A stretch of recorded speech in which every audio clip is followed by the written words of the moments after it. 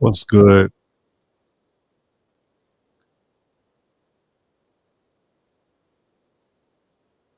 Welcome to another live stream where we are reviewing athlete film.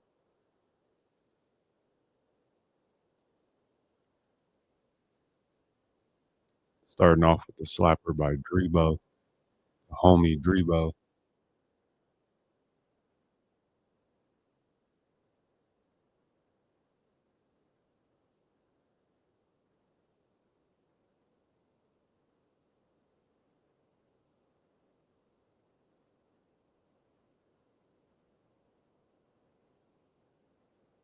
Okay, we got a fun stream planned for y'all today. A lot of film to review. So we don't have a presentation. I'm saving that actually for a different day, putting in a lot of work into the next presentation because it will result in a new class. We're going to have a new class added that I think a lot of people will find value in. Basically going to try to learn how to run faster in a short amount of time. So these are all 12 weeks, which isn't bad, but we're going to figure out how to run faster with a new method. Okay, stop Drebo's there. Okay, so this is the method we will be covering, not today, but eventually, which I learned from Tim Ferriss, DSSS framework for learning any skill fast. So this will not only help you learn how to run fast, but it can be applied to any skill that you want to learn how to use.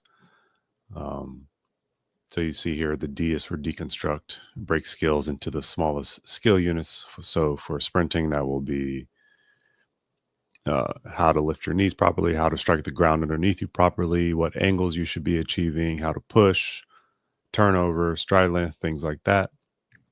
And then you'll pick 20% of the units that give 80% of the result. This is based on Pareto efficiency, which is that there's 20% of things you can do that give you 80% of the results. And this is true for a lot of things, right? So for example, live streaming, 20% of what's going to give me most of the results is showing up. And then I can always make things look better. I can always make higher quality things. Yo, what's up? Rodriguez, how do you say your name? Sorry, how's it going? So we'll identify out of the small skills that make up the big skills of running fast. I'll help you identify the 20%. What's up, Teresa? And then we will learn how to pick those. We'll learn then what order you want to follow to improve the fastest. So once you've identified the 20% of those skills, in what order should you attack them?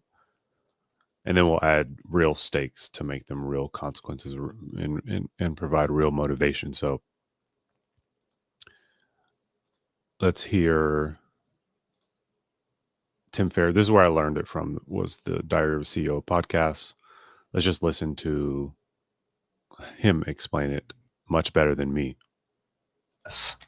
Deconstruction, selection, sequencing, stakes. Deconstruction, which is taking a fairly ambiguous goal like learn to swim or learn Japanese. None of those are actually very descriptive. Deconstructing any one of those is breaking it down into constituent parts. You can do that very effectively with the help of an expert. For instance, if you want to find a silver medalist from the Olympics 2 Olympics ago, you can probably get on a Zoom call with them for $100 an hour, maybe $50 an hour.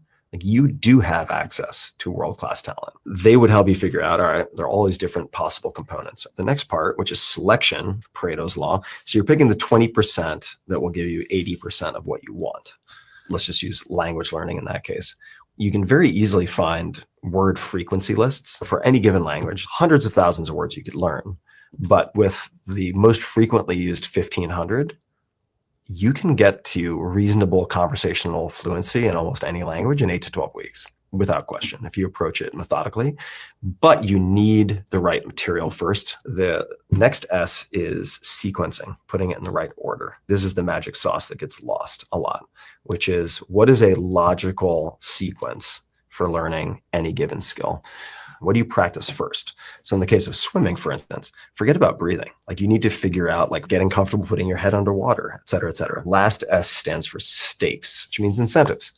So how do you ensure that you will do actually what it is you say you're committing to doing? If more information were the answer, we'd all be billionaires with six-pack abs. So information is clearly not sufficient. It's necessary, but not sufficient.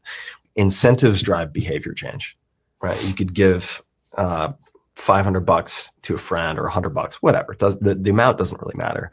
And if you don't do what you say you're going to do, they donate it to like your most hated political candidate in your name, right? That's another one that I've seen work really well. If people expect some kind of like linear incremental progress, it just ain't going to happen. And so most people quit before they hit any real inflection points. That's it. That DSSS, deconstruction, selection, sequencing, stakes. And if you just check those boxes moving that order, your ability to learn will hockey stick in a really meaningful way.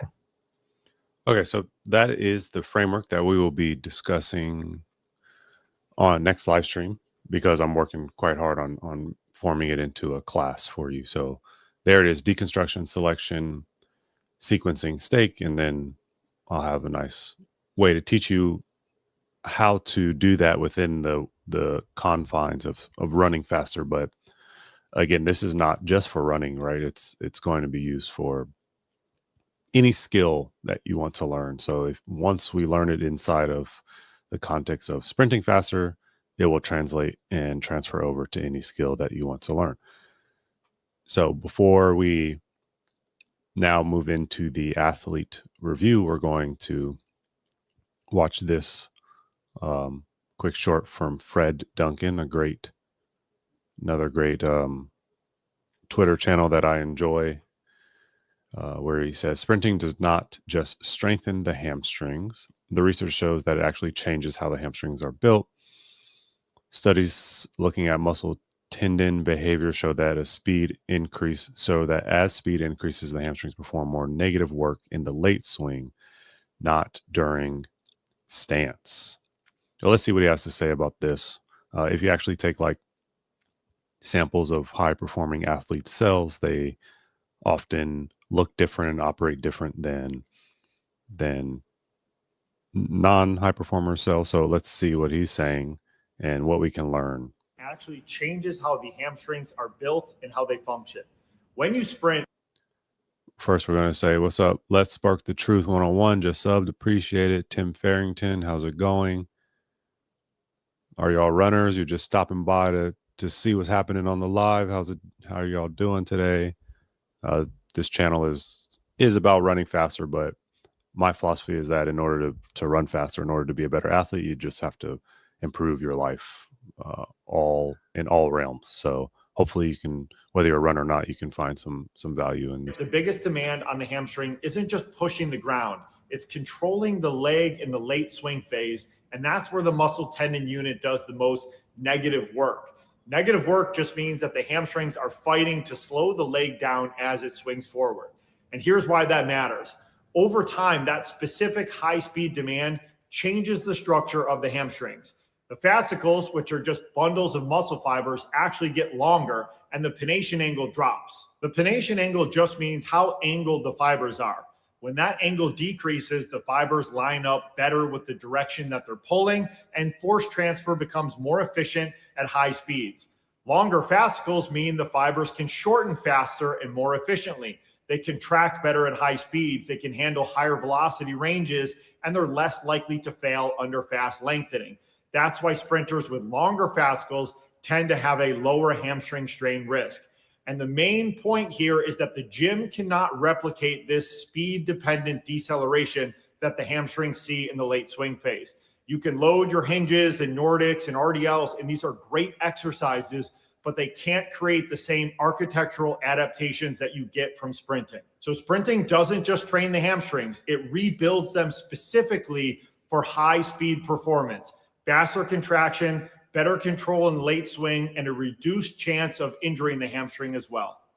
Okay, there was a lot of high end talk there. I didn't understand all of it fully. I'm not going to lie, but essentially, you can't train your hamstrings in any other way other than sprint. You can't train them for sprinting in any other way other than sprinting. So that was good. I just wanted to show you that. Okay, let's get to why we're all here. Athlete film review. So this is one of my athletes, Shane. We met last Sunday, and we got in a lot of great work. And I'm going to show you the difference in her sprinting form.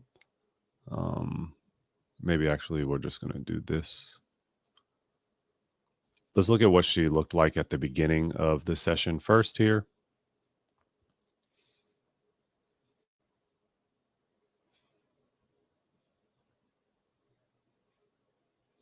So this was actually some improvements that we made already.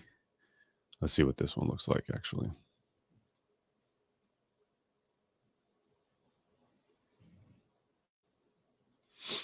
So a little bit blocky there. You can see a little right. This often happens when you're training athletes, especially while you're watching them, is they begin to think about things too much. And I see her thinking a bit too much here. It looks non-rhythmic. But one of the things we're trying to get Shane to do is to increase her stride, the ground that she's covering, with bigger strides, but not overextended strides, right? So one of the things for Shane is that she doesn't really pull or attack the ground, so it leads to a small front side. And we have this saying, right? Large front side mechanics, quiet backside mechanics.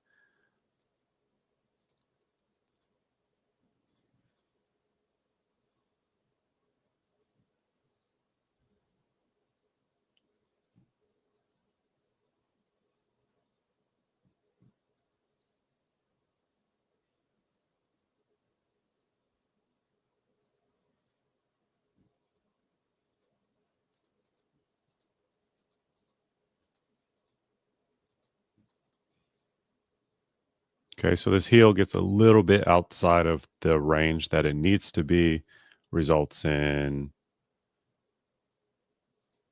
not striking the ground with as much force as she needs. So instantly, I know Shane needs to do some sled pulls, which we will go over.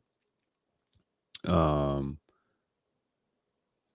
so to get comfortable with a full range of motion, I had Shane do cycling drills here. Okay. So this is a great exploration tool to help you figure out what a max stride length should feel like, because on some of these reps, you're going to see she goes small, right? What I'm looking for here is this nice action. Look, that's directly under her knee, toe pointed up, hips at 90. You're going to see her do small circles, and then you'll see her do some that are looping and large. And then there's a happy medium that she will find that will help cue her into what her full gait, her full stride length should look like. So let's see it again here. So see how small she's not pulling through; she's stopping at the ground. So I don't want her stopping there. I want her pulling all the way through. You see, again, the front side is not horrible, but the back side is almost like a whisper. She begins to get it a little bit towards the end there.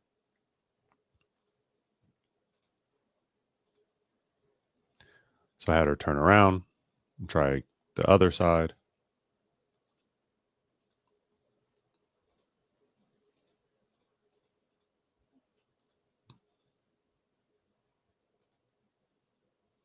You see a little bit better motion, still small. But that front side is staying much tighter. Back side's beginning to incorporate a little bit.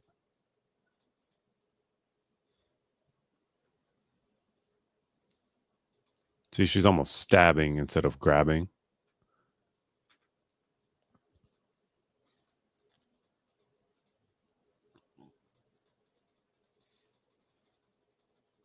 Okay, the other thing we wanted to work on with Shane is ankle stiffness.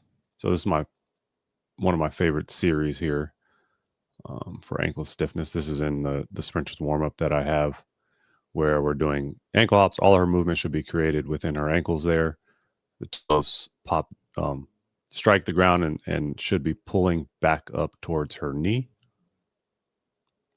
And she's doing a nice job at that. Because sprinting, you want to be stiff when you hit the ground. You want to be able to recover quickly.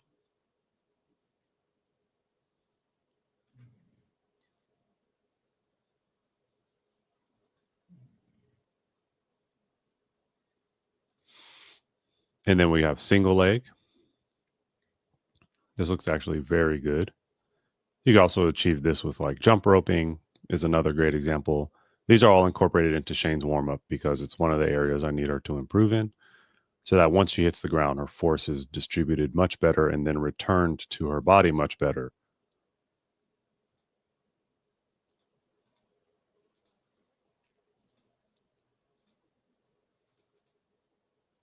Let's see here. Did that.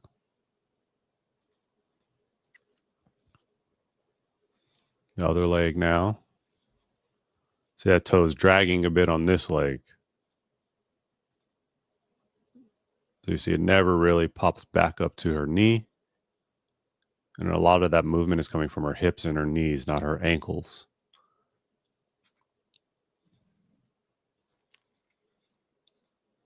And then one of my favorite ones, this is where we really saw Shane need some work and begin to develop. She was getting nice burning sensation in her legs and glutes, and that's what we're looking for. So these are just sideways, working on stability, working on ankle strength again.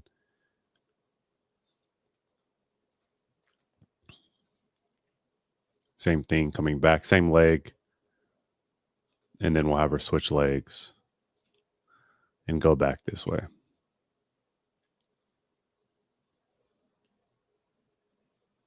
So really reinforcing the ankle stiffness, really priming her body for sprinting, because when you strike, that's what you need.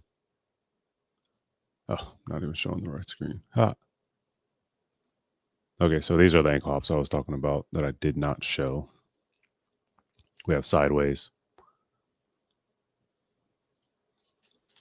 Then we have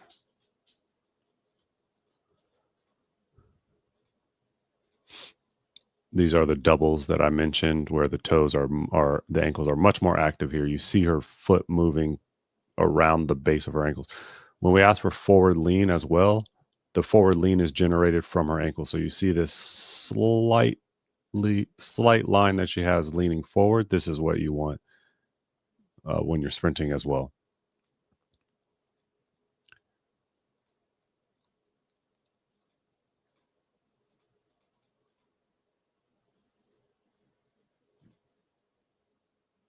Did I show the cycles too, or I missed the cycles probably? Okay, so we did those drills, and here's Shane's after sprints, which look a ton of look at the fluidity and the stride length improvements between this build-up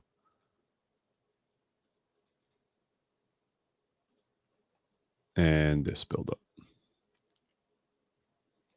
All right, you see how blocky these is? You can see every movement that she's doing. It doesn't look like one piece of, right, it looks like small pieces of a large puzzle, I guess is how I can describe it. Where each movement is thought and weighed on heavy. But then when we get to these, look how fluid that movement is. Look at how open her gait is. This is often referred to as a gait or stride length. These look excellent. This is the best I've seen Shane sprint.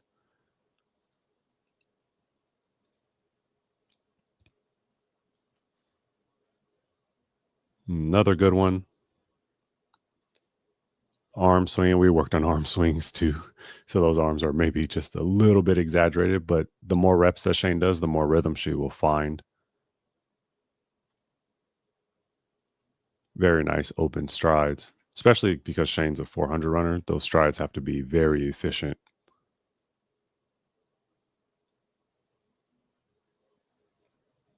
Okay, so that one looks much better than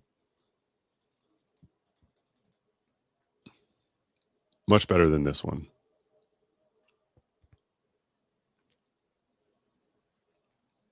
Actually, those strides look okay. Much better than this one. Look at the small strides. The backside is not quite in sync. And again, a lot of that was a result of these standing cycles.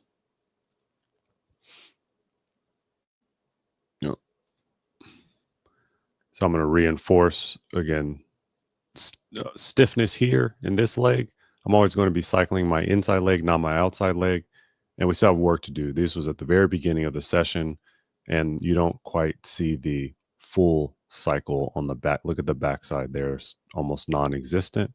And so we just worked on that in order to help Shane improve quite quickly in one session. Next, we have Vihan. So Vihan has been chatting through our school, right? Vihan hopped in here, added their film, and this is what we're going to look at.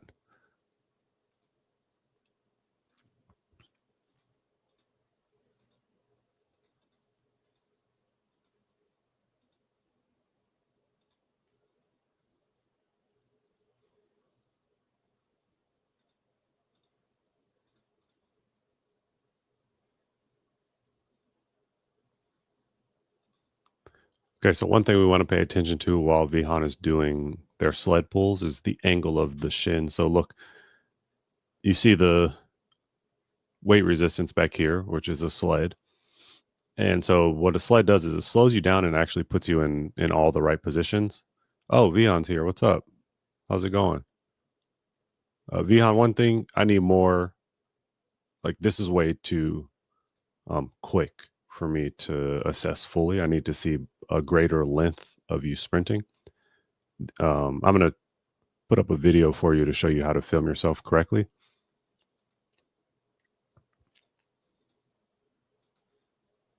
So we're going to get into how to make your starts better, because I know you asked me that through our school channel, and the resistance sled is going to help me show you exactly what you need to do to make your starts better. I can see from this angle that the arms are a little bit, they're not large enough, right? So look at your arms here. Okay. They're swinging nicely, but they're not open enough. They're not wide. They're not, let me see here. Watch this.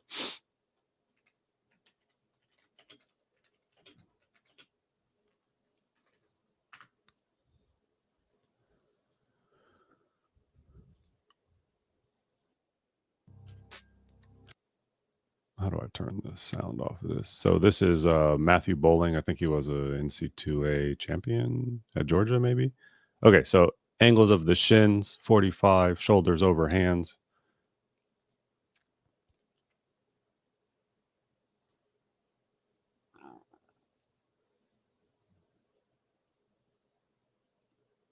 So right there, look at the shin, 45 still, shin 45 still. Look at this arm driving back here, Vihan, and this arm driving forward. And then the leg comes through, little bit of toe drag. I know there's many coaches that are like, don't drag your toe, but I don't believe that driving toe is the best thing. I don't think it's the worst thing either. I think it's a non-factor, honestly. It's way more about the triple extension. And then Matthew Bowling is going to drive his foot back into the track backwards. Okay, so now we're going to watch Vihan again and them do their start. So now watch your arm, Vihan. Arms, okay.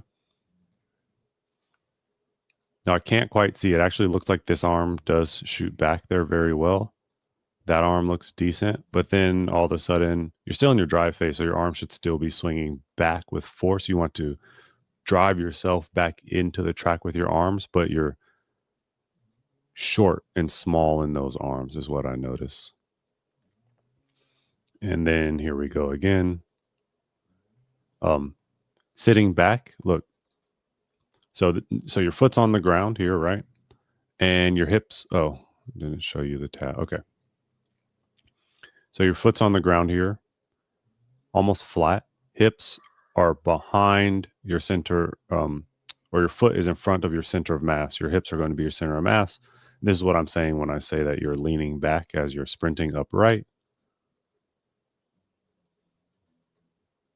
And once again, your foot strikes and your hips are back here. So you need a lot more posture work, standing up straight.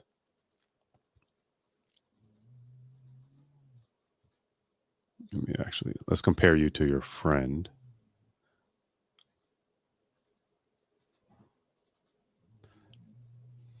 So your friend is not quite on the ground yet, but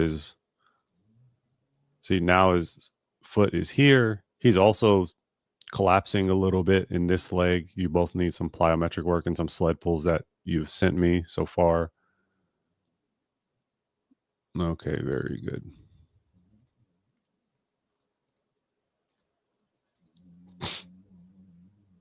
I appreciate the compliments there, Jacob. And then we'll watch your friend strike here. Look at his hips are not quite as far back as yours, but so that for me is a bunch of posture work. Look at, and your hands are a little high up.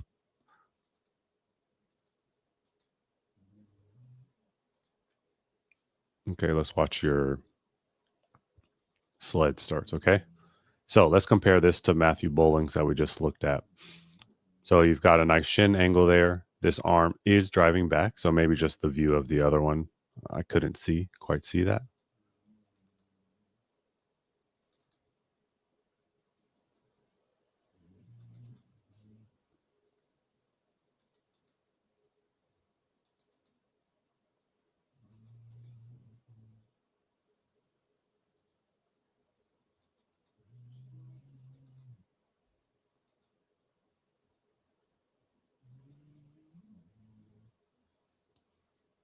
So these sled pulls are actually putting you in a decent position. I think I mentioned to you that you need to do more upright sled pulls. Oops. I didn't mean to ban that person. My bad.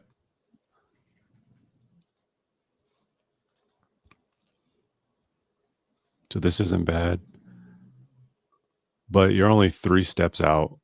So what you want to work on is a lower heel recovery. Okay. So this heel that comes through, it's going to loop around and then through. So boom, around and through. And then this one loops around and through now as well. And so as your shins, look at the angle of your shin here, it's going to become greater than 45. So you're going to begin your stand up. And also your hips are sinking back again with this. Those are nice.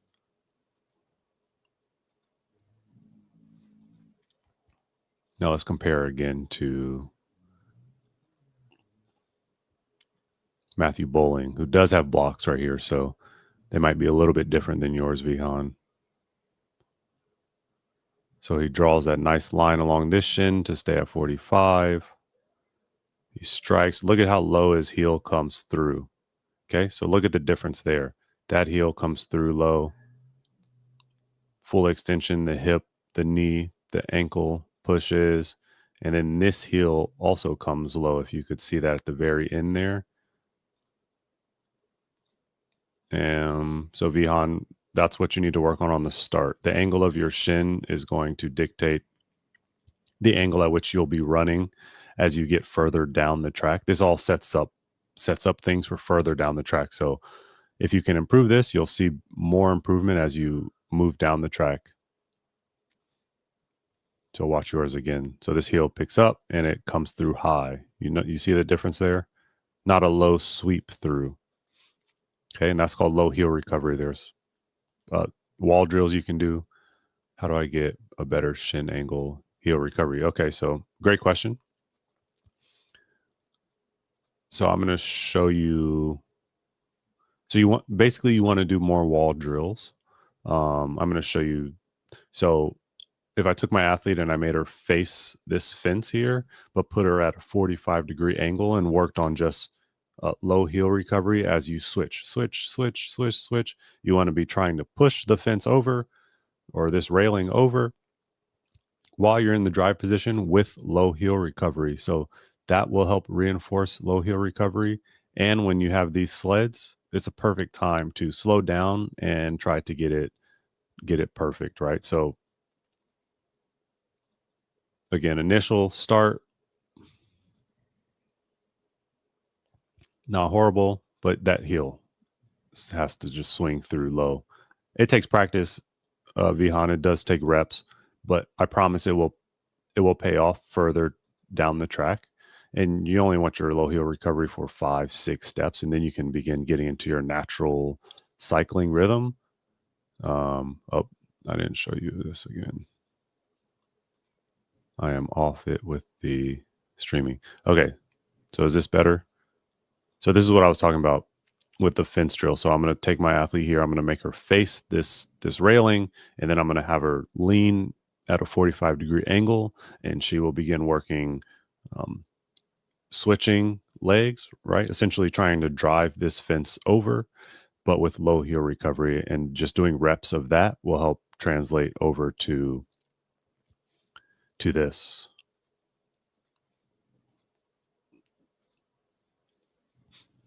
Does that make sense, Vihan? A little bit? You have some idea of what to work on?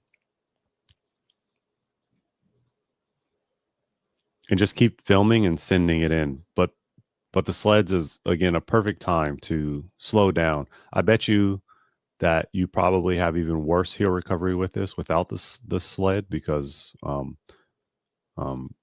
without the resistance, you're going to have to move faster and all your flaws will begin to show more.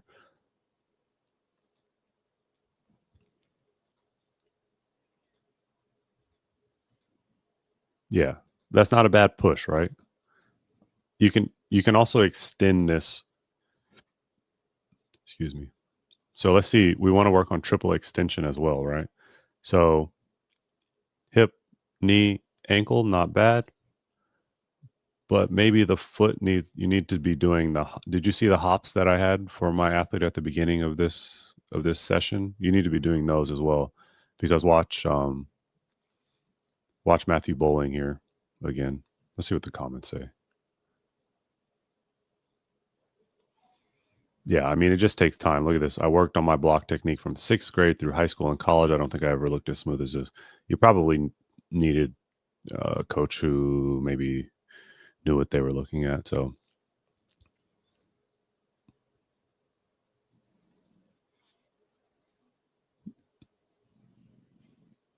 there's going to be great explosion out. So this shin actually even drops below 45 in order to maintain that push in the beginning, but then this one reaches 45. And look at that extension. Look at that toe that's still, this is full extension. Okay. And part of it comes from his arms. Look at his elbow. Like, I like to say it as like another way to think about it is you want max separation between even your elbows, right? So his elbows are as far apart as they can be. Look at that line that he forms, right? His elbows are as far apart as they can be. This heel comes down low, heel recovery. And then when he pushes off of this one, again, elbows as far apart as they can be, and full extension off this toe, right? By comparison, Vihan, you see how quick you're trying to rush your pushing, and you're rushing it in the worst time possible, because first of all, it's practice, and second of all, you have a sled where you want to actually overemphasize some of the things that we're discussing today, right? So we're going to compare again. So you push, look at your foot, see how quick it comes off. You don't actually finish pushing. This elbow can drive back a little harder. So swing your arms through just a little harder. And then again, same with this. You see the elbow distance here. This elbow needs to shoot through this way a bit more. This push is actually better than the other one, but you don't push all the way through your toe. So for me, I would like to see you a bit more stiff in your toes and ankles. So we go back to the drill that I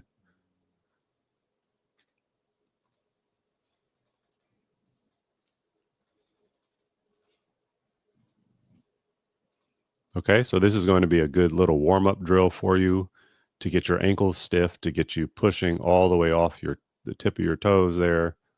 That's some stuff that you can incorporate as well. Make sense, Vihan? And keep filming things and keep sharing it. You will see improvement.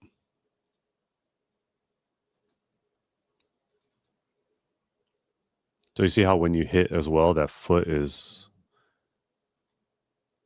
it collapses just a bit. It's not horrible, honestly, but you can get a little bit stronger in this region. I would also maybe recommend some calf raises if you're not doing them, and some posterior chain activation. So I'm going to be uploading a lot of these drills and techniques that we just talked about, including the wall drill, including band drills for posterior chain activation and calf raises that will pertain directly to you and a lot of other sprinters as well. But you see your friend there, he's a little bit stiffer on the ground than you. Watch when he hits, boom, he just swipes through, right? Look at the heel height of him, and then yours is flat. Okay. Oh, sorry. I'm horrible. Okay, you can see now.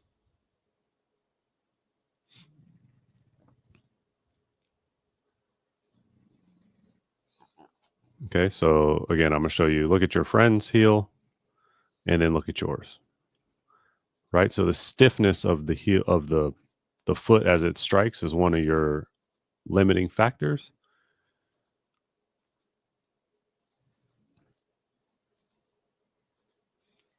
Okay. The tip about the elbow separation as well is another tip that can work for you. Like compare your friend's arm swings. Look at this elbow swinging through there.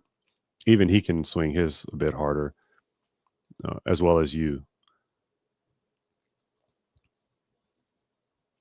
I think your arms are actually punching you up in the air so that you're standing, so that you're in this leaning back motion as we've discussed as well.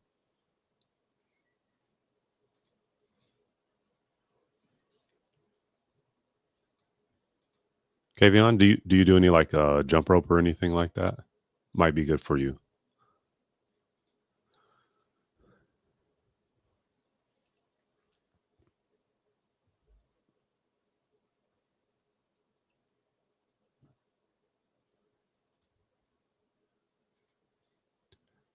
You fix your arm swings. You just practice arm swings, man. Like that's one of the things that you can do on a Friday while you're hanging out and watching TV or whatever. You just sit and I have for all of my newcomers. How long have you been running track, Vihan? For all my newcomers, I'm going to have them, arm swings, like seated arm swings will be a part of their exercise. 6 months. Yeah. So you're fairly new. So a lot of the things we're talking about, you need to be doing. So Vion's been running for 6 months, right? So let me see. While we're talking about this, I'm gonna add to our chat here, right? You need to be doing arm swings, jump rope, ankle hops. If you don't know what ankle hops are, they're in the sprinters warm up that are in the speed lab. You can watch those. Those are really going to help you prime yourself. Um, and then I'm a huge fan that you're doing starts with the sleds here, but go ahead and, for maybe the first couple of reps, just slow down and exaggerate full extension.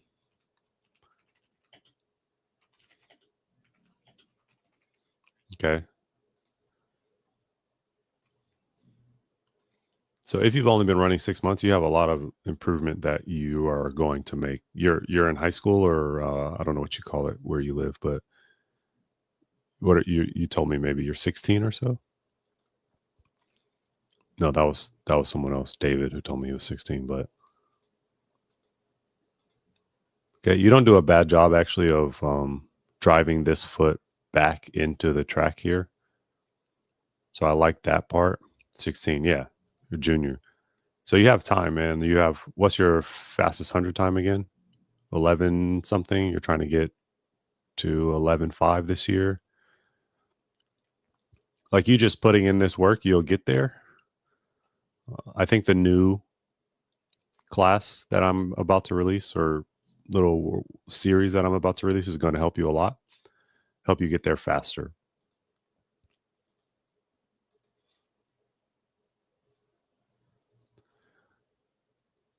$11.9. You're trying to get to 11.5. Yeah. I'm gonna also add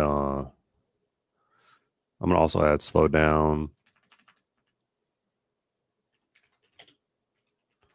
and work on posture.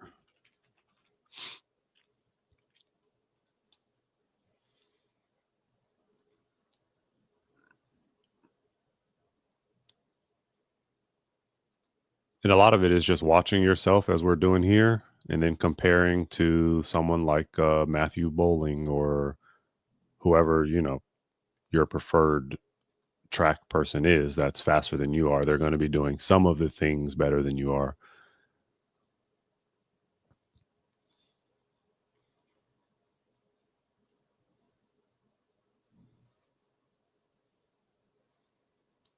Boom. Do you do plyometrics, Vihan? I think you'd benefit from some plyometric exercises as well. If you know how to bound, that's excellent. If not, you can skip for height, skip for distance. That's going to be great plyometrics for you, especially as a newcomer. The skipping will help you develop this stiffness in these pogos and bounds. Yeah, awesome. Just keep up with those, man.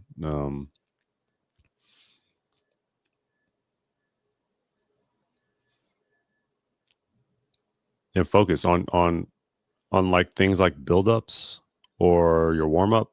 If you've done a proper warm up and you're trying to incorporate these things, do you have a coach, or you're just out here with your friend at the moment?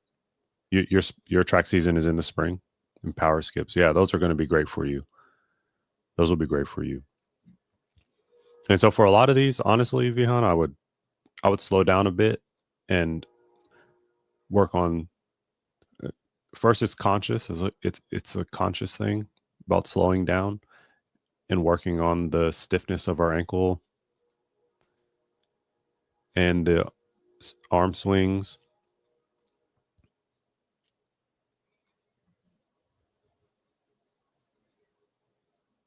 Yeah, great. So you're just working out with your friend. Winter season. You do indoor as well? Is that what you mean by winter season, or you have a winter outdoor season? And your friend next to you, they've been running for longer than you? Is that how you're getting your workouts?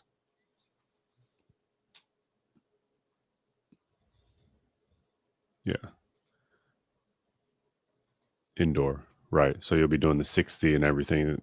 For the 60, you made the workouts. For the 60, you'll get your starts. For the 60, the starts are the most important piece because of how short the race is. But it'll be great for you. It'll be great work for you. I love indoor. It's a different animal than outdoor. It's like more intense, but it's great. One thing you are doing well as well is, you get a nice little height on this sprints You're not too low to the ground. Although you're leaning back and your foot is hitting in front of you, you're not seated. Your teammate here is a bit more seated than you are. You see how much lower to the ground they are than you. They just have better stiffness and better arm. Well, their arm swings are not the best either. I'm not going to lie to you.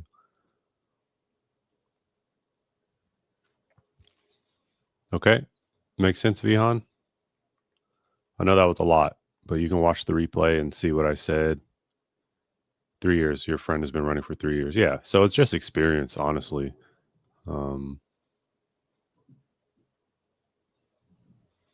I gave you access to the 12-week sprint course as well. Because, yeah, good. Okay. I mean, keep filming and keep dropping it in, and let's figure this out with the 2 weeks that we have. And then when your coach comes, I'm sure you'll have less flexibility and freedom to make your own workouts.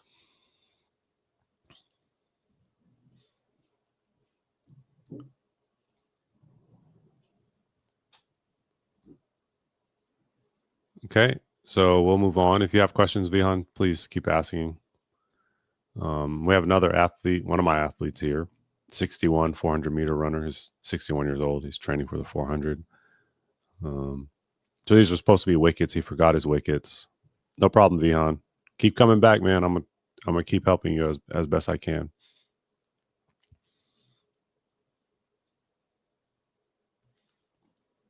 Okay, so Brian, if you're here, these are supposed to be one step in between. Slow-mo is helpful, and then it's also challenging because I don't know how fast you're actually running. So one of my advice, if you're doing 2 steps in between some of these, as you are, would be to bring more speed in here. A cold day, got the gloves on.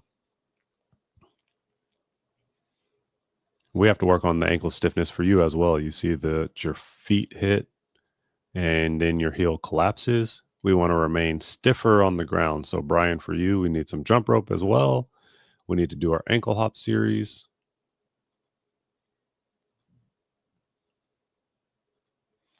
And then you and I, Brian, can discuss how to set these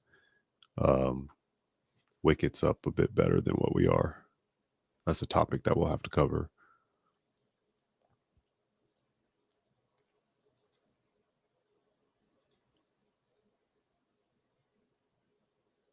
Okay. Vihan, you still there? Those toes are pointed down as well, Brian. We need that dorsiflexion.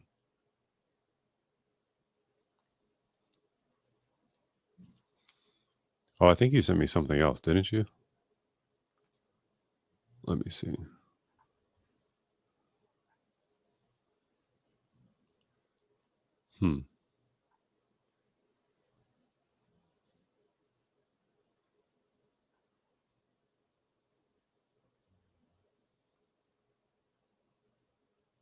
Oh, right. It's on your channel.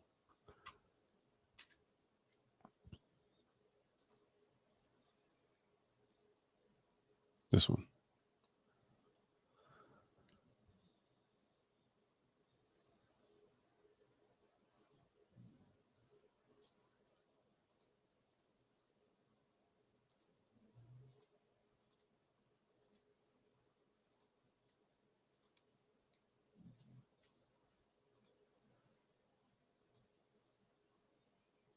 Nice.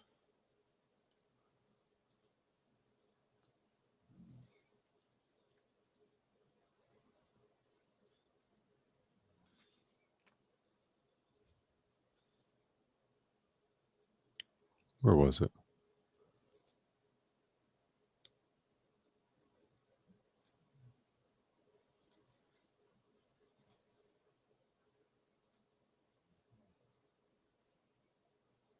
Yeah, this is it. Okay, we got more footage from Brian here that we're going over.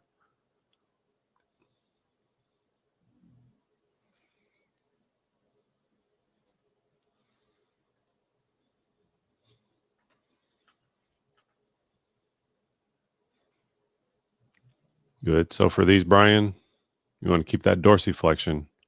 So that's a little bit of plantar flexion. I need that toe pointed back up.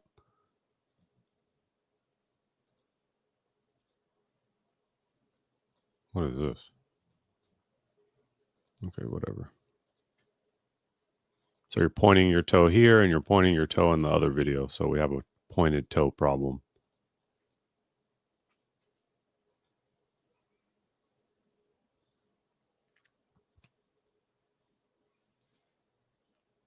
Here we go. Okay, so Vihan left, but I told him earlier that he needs to work on his arm swings, okay? And so Brian has arm swings inside of his programming that I made for him because I know he needs work with them as well. So with arm swings, here's what I will say. So these are very passive and they look fine, but if we remember the elbow separation trick that I just taught Vihan, I can see the elbows are not separated. The left arm, you can't even see the elbow coming back. Okay. And you see this little bit of rotation here. That's actually good. I like that. Those shoulders are doing well. Brian, what I want you to do on the next time that you do these is I want you to see if you can trick your body into moving forward without moving your legs. I want you to swing your arm so powerfully and with so much rhythm that your body ends up getting this forward lean and then eventually wants to almost hop forward.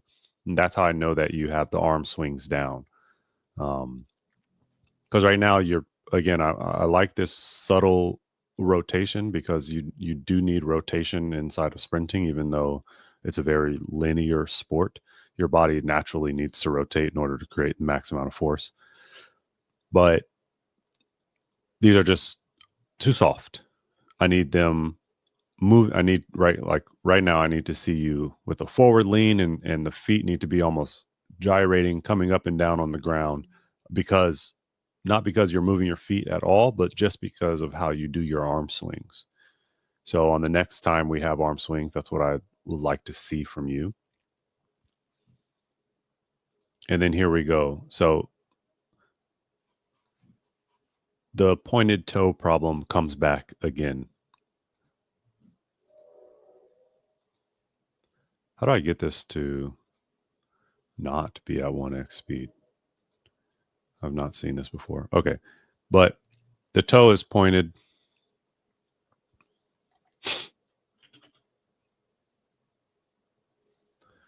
That's a nice position you're in, though. And then flat. We're flat on the ground here. And look at that pointed toe, right? You're almost kicking out as you're coming through. I need that to be, so that's going to lead you to hit in front of your body and essentially be a brake for you and slow you down. I understand the wickets can throw you off as you try to make these distances. We're going to work on the distances as well.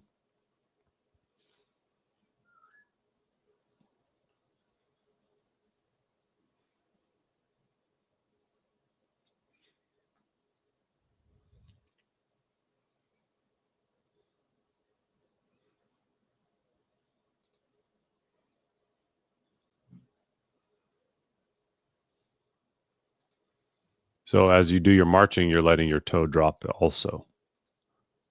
You see that, Brian? Toes dropped and pointed down towards the earth. We need those toes pointed back up to the knee.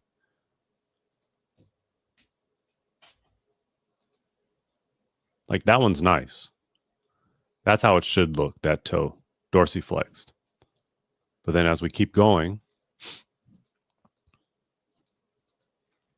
the toe begins to point down.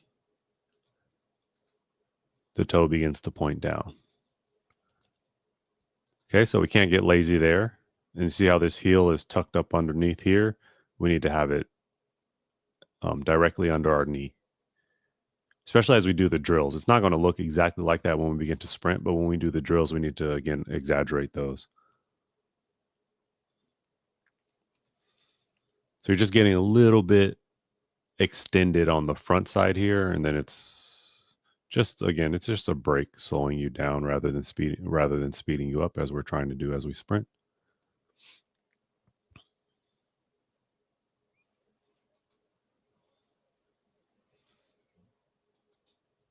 These are good straight legs. And toes pointed down. So we will work on that as the week continues, Brian. Okay, as I said, we're going to add more here. Come drop your film here if you're interested in getting your film review. We have all these entries. I love this. Hello. All right, and that is the Speed Lab for today. No presentation, unfortunately. Working on it, working on making it very good so that for the next time we're here, we have a nice presentation to help everyone like Vihan, to help everyone like Brian, Shane, and that's it. Okay, so thanks for being here. I'll see you next time. Peace.